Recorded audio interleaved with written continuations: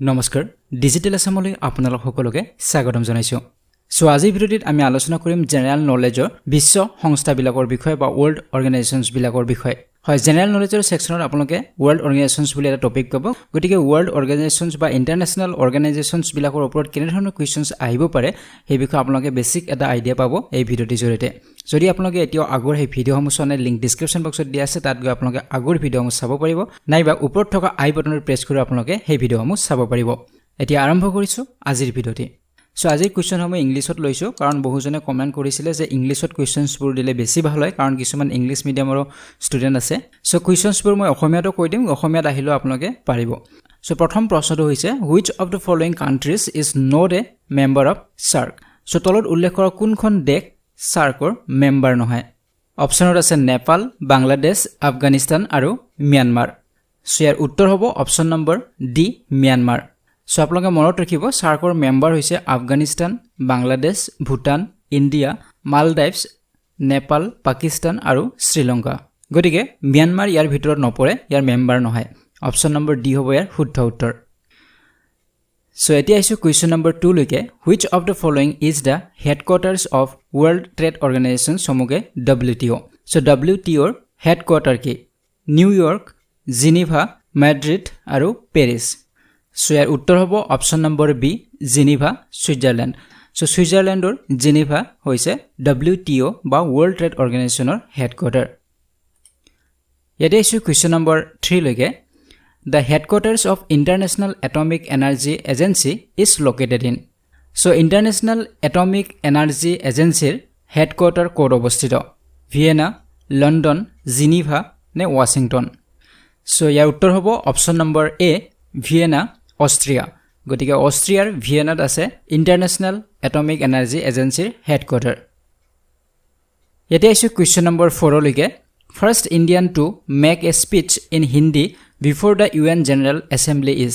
So এই প্ৰশ্ন সুধিছে যে UN General Assembly United Nations যিখন General Assembly হৈছিলে তাত প্ৰথমজন ভাৰতীয় কোন আছিল যিয়ে হিন্দীত স্পিচ দিছিলে বা বক্তৃতা দিছিলে গতিকে UN General Assembly প্ৰথম গৰাকী ভাৰতীয় কোন আছিল যিয়ে হিন্দীত ভাষণ দিছিলে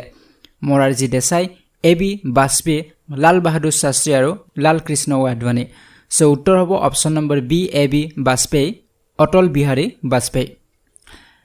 ইয়াতে আহিছো কোৱেশ্চন নম্বৰ 5 লৈকে The headquarters of UN is in ইয়াতে সুধিছে যে UN বা ইউনাইটেড নেশনছৰ হেডকোৱাৰ্টাৰ ক'ত অৱস্থিত মুখ্য কাৰ্যালয় ক'ত অৱস্থিত ৰোম জেনেভা নিউয়ৰ্ক নে ওয়াশিংটন ডিসি সো ইয়াৰ উত্তৰ হ'ব অপচন নম্বৰ সি নিউয়ৰ্ক ইয়াতে আহিছো কোৱেশ্চন নম্বৰ 6 লৈকে Which of the following is not associated with the UNO? So তলত উল্লেখ কৰা কোনটো সংস্থা UNO United Nations Organization লগত জড়িত নহয়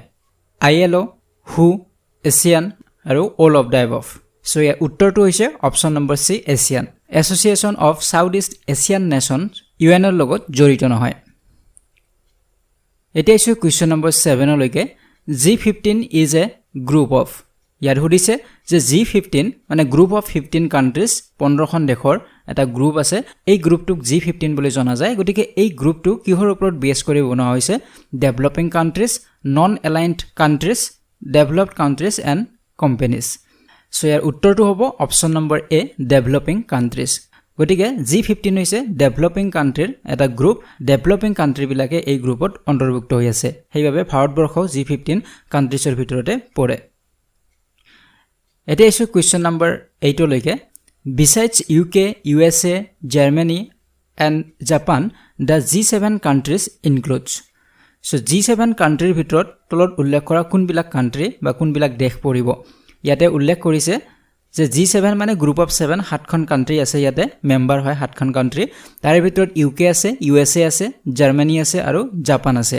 আৰু তিনিখন কান্ট্ৰি G7 ৰ অন্তৰ্ভুক্ত হৈ আছে গতিকে সেই তিনিখন কান্ট্ৰি কোন কেইখন এটো আমাক চিনাক্ত কৰিব দিছে নলৈকে Where is the permanent secretariat of the SAARC? So ইয়াতে সুধিছে যে SAARCৰ permanent secretariat বা ইয়াৰ হেডকোৱাৰ্টাৰ ক'ত অৱস্থিত মুখ্য কাৰ্যালয় ক'ত অৱস্থিত কাঠমাণ্ডু নিউ দিল্লী ইছলামাবাদ আৰু কলম্বো সো ইয়াৰ ওপৰত SAARCৰ ফুল ফৰ্মটো আপোনাক সুধিব পাৰে গতিকে হেটো মনত ৰাখিব সাউথ এছিয়ান এছ'চিয়েশ্যন ফৰ ৰিজনাল কোঅপাৰেচন গতিকে এই সংস্থাটোৰ হেডকোয়াৰ্টাৰ ক'ত আছে মুখ্য কাৰ্যালয় ক'ত আছে সো ইয়াৰ উত্তৰ হ'ব অপচন নম্বৰ এ কাঠমাণ্ডু নেপাল নেপালৰ কাঠমাণ্ডুত অৱস্থিত এতিয়া আছে কোৱেশ্চন নম্বৰ 10 লৈকে which of the following are the members of SAARC South Asian Association for Regional Cooperation so ইয়াতে সুধিছে যে SAARCৰ মেম্বাৰ কান্ট্ৰিজ বিলাক কোন কোন যেটো মই অলপ আগতে আপোনালোকক ক'লো ইয়াৰ ফুল ফৰ্ম আছিল South Asian Association for Regional Cooperation গতিকে ইয়াৰ মেম্বাৰ কান্ট্ৰিজ বিলাক কোন কোন ইয়াৰ সদস্য দেশ বিলাক কোন বিলাক ইয়াৰে চাৰিটা অপচন দিয়া আছে ইয়াৰে শুদ্ধ উত্তৰটো হ'ব option number B Bhutan Bangladesh মালদ্বীপছ Nepal India Pakistan Afghanistan আৰু শ্ৰীলংকা এতিয়া আছে কোৱেশ্চন নম্বৰ 11 লৈ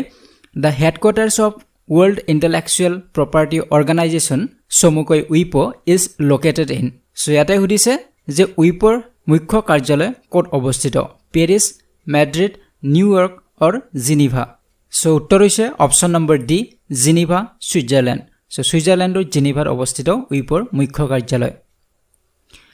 এতিয়া আছে কোৱেশ্চন নম্বৰ 12 লৈকে which of the following describe correctly the G7 countries so G7 countries মানে কি যেটো অলপ আগতে আমি পালো গ্ৰুপ অফ 7 countries সো তলত চাৰিটা অপচন আছে ইয়াৰ ভিতৰত কোনটো শুদ্ধ হয় G7 কান্ট্ৰিৰ ক্ষেত্ৰত they are developing countries যে G7 ত যিমান বিলাক দেশ আছে সকলোবোৰ ডেভেলপিং কান্ট্ৰি হয় উন্নয়নশীল দেশ হয় they are industrialized countries এই কান্ট্ৰি বিলাক সকলোবোৰ উদ্যোগিক কান্ট্ৰি হয় they are holding atomic bomb technology যে প্ৰতিখন দেশৰে atomic bomb technology আছে and they are the countries who can launch their own satellite যে এইবিলাক দেশৰ প্ৰত্যেকে নিজাকে স্যাটেলাইট লঞ্চ কৰিব পৰা ক্ষমতা আছে গতিকে ইয়াৰ কোনটো শুদ্ধ হ'ব সো প্ৰথম অপচনটো শুদ্ধ নহয় কাৰণ আমি আগত এটা কোৱেশ্চন পাইছিলো যে G15 যিবিলাক কান্ট্ৰিজ সেইবিলাক সকলোবোৰ ডেভেলপিং কান্ট্ৰিজ আছিল গতিকে এইটো প্ৰথম ষ্টেটমেন্টটো G15 ৰ লগতহে মেচ কৰিব কিন্তু G7 ৰ ক্ষেত্ৰত উত্তৰ হ'ব অপচন নম্বৰ বি দে আৰ ইন্ডাষ্ট্ৰিয়েলাইজড কান্ট্ৰিজ গোটেইবোৰ দেশ G7 ত যিমান কেইখন দেশ আছে গোটেইবোৰ ইন্ডাষ্ট্ৰিয়েলাইজড দেশ হয় সেইবাবে আমাৰ ভাৰতবৰ্ষ G7 ৰ ভিতৰত নপৰে বা ইয়াৰ মেম্বাৰ নহয় যেহেতু আমাৰ ভাৰতবৰ্ষখন ইন্ডাষ্ট্ৰিয়েলাইজড কান্ট্ৰি নহয় গতিকে উত্তৰ হ'ব অপচন নম্বৰ বি এতিয়া আছে কোৱেশ্চন নম্বৰ 13 লৈকে the headquarter of the International Committee on Red Cross are at so ইয়াতে কৈছে যে ৰেড ক্ৰছৰ ইন্টাৰনেশ্যনেল যিখন কমিটি আন্তঃৰাষ্ট্ৰীয় যিখন কমিটি তাৰ হেডকোয়াৰ্টাৰ ক'ত অৱস্থিত জিনিভা পেৰিছ ৰোম নে ষ্টকহোম সো উত্তৰ হ'ব অপচন নম্বৰ এ জিনিভা সুইজাৰলেণ্ড সুইজাৰলেণ্ডৰ জিনিভাত অৱস্থিত ৰেড ক্ৰছ ইন্টাৰনেশ্যনেল কমিটিৰ হেডকোয়াৰ্টাৰ এতিয়া আছে কোৱেশ্চন নম্বৰ 14 লৈকে the term of office of a judge of the International Court of Justice is so এই প্ৰশ্নটো সুধিছে যে ইন্টাৰনেশ্যনেল কোৰ্ট অফ জাস্টিসৰ যিজন জাজ থাকিব সেই জাজৰ যেটো টাৰ্ম বা যেটো তেওঁৰ কাৰ্যকাল সেই কাৰ্যকালটো কিমান দিনৰ হয় 5 ইয়াৰ্স 6 ইয়াৰ্স নে 9 ইয়াৰ্স নে 10 ইয়াৰ্স সো উত্তৰ হ'ব অপচন নম্বৰ সি 9 ইয়াৰ্স গতিকে ইন্টাৰনেশ্যনেল কোৰ্ট অফ জাস্টিসৰ যিজন জাজ থাকিব তেওঁৰ কাৰ্যকাল হ'ব 9 বছৰ এতিয়া আইছো কোৱেশ্চন নম্বৰ 15 লৈকে the headquarter of the International Court of Justice are at Geneva, The Hague, Rome and Vienna so এই প্ৰশ্নত কৈছে যে ইন্টাৰনেশ্যনেল কোৰ্ট অফ জাস্টিসৰ মুখ্য কাৰ্যালয় ক'ত অৱস্থিত ইয়াৰ উত্তৰ হ'ব option number B The Hague, Netherlands গতিকে নেদাৰল্যান্ডৰ হেগত অৱস্থিত ইন্টাৰনেশ্যনেল কোৰ্ট অফ জাস্টিসৰ মুখ্য কাৰ্যালয় এতিয়া আইছো কোৱেশ্চন নম্বৰ 16 লৈকে Who was the first Indian to be president of UN General Assembly? So এই প্ৰশ্নত কৈছে যে ইউনাইটেড নেশন জেনাৰেল এছেম্বলিৰ প্ৰথমজন ভাৰতীয় প্ৰেসিডেন্ট বা সভাপতি কোন আছিল মিসেস বিজয় লক্ষ্মী পণ্ডিত ৰমেশ ভাণ্ডাৰী নটৱাৰ সিং কৃষ্ণ মেনন উত্তৰ হ'ব অপচন নম্বৰ এ মিসেস বিজয় লক্ষ্মী পণ্ডিত এতিয়া আছে কোৱেশ্চন নম্বৰ 17 লৈকে The chairmanship or presidency of the UN Security Council rotates among the council members. So এই প্ৰশ্নটো সুধিছে যে UN Security Councilৰ chairmanship বুলিও ক'ব পাৰো বা presidency বুলিও ক'ব পাৰো এটো সময় সময় কি হয় মেম্বাৰ বিলাকৰ মাজত rotate হয় এটা সময়ৰ মূৰত এজন মেম্বাৰে তাৰ chairmanship বা presidency ল'ব ঠিক তেনেদৰে আৰু এটা সময়ৰ মূৰত হেজন হলনি হয় কাউন্সিল মেম্বাৰ বিলাকৰ মাজতে rotate হৈ থাকে গতিকে প্ৰশ্নটো হৈছে কিমান দিনৰ মূৰত এই rotationটো হয় every 6 months every 3 months every year ne every month so uttor hobo option number d every month proti mahe rotation hoy proti mahe chairmanship ba presidency holoni hoy council member bilakor majot proti mahe mahe rotation hoy thake এতিয়া আছো question number 18 লৈকে The headquarters of IMF and the World Bank are located in so এই প্ৰশ্ন সুধিছে যে IMF international monetary fund আৰু world bank বা বিশ্ব বেংকৰ মুখ্য কাৰ্যালয় ক'ত অৱস্থিত জিনিভা ওয়াশিংটন ডিসি ৰোম নে ভিয়েনা সো ইয়াৰ উত্তৰ হ'ব option number B Washington DC USA গতিকে USৰ ওয়াশিংটন ডিসিত অৱস্থিত IMF আৰু ওয়াৰ্ল্ড বেংকৰ হেডকোৱাৰ্টাৰ বা মুখ্য কাৰ্যালয় এতিয়া আছো কুৱেশ্যন নম্বৰ 19 লৈকে The headquarters of Food and Agriculture Organization of the United Nations is so এই প্ৰশ্নত কৈছে যে ইউনাইটেড নেশ্যনৰ ফুড এণ্ড এগ্ৰিকালচাৰ অৰ্গেনাইজেশ্যন এটা আছে গতিকে এই ফুড এণ্ড এগ্ৰিকালচাৰ অৰ্গেনাইজেশ্যন যাক FAO বুলি কোৱা হয় ইয়াৰ হেডকোৱাৰ্টাৰ ক'ত অৱস্থিত জিনিভা ওয়াশিংটন ডিসি ৰোম নে ভিয়েনা সো শুদ্ধ উত্তৰটো হ'ব অপচন নম্বৰ সি ৰোম এতিয়া আছো আজিৰ ভিডিঅ'টিৰ শেষৰটি প্ৰশ্ন কুৱেশ্যন নম্বৰ 20 লৈকে what is the full form of NATO so নেটোৰ ফুল ফৰ্ম কি north Atlantic treaty organisation north Asian treaty organisation north African treaty organisation নে নৰ্থ আমেৰিকান ট্ৰিটি অৰ্গেনাইজেশ্যন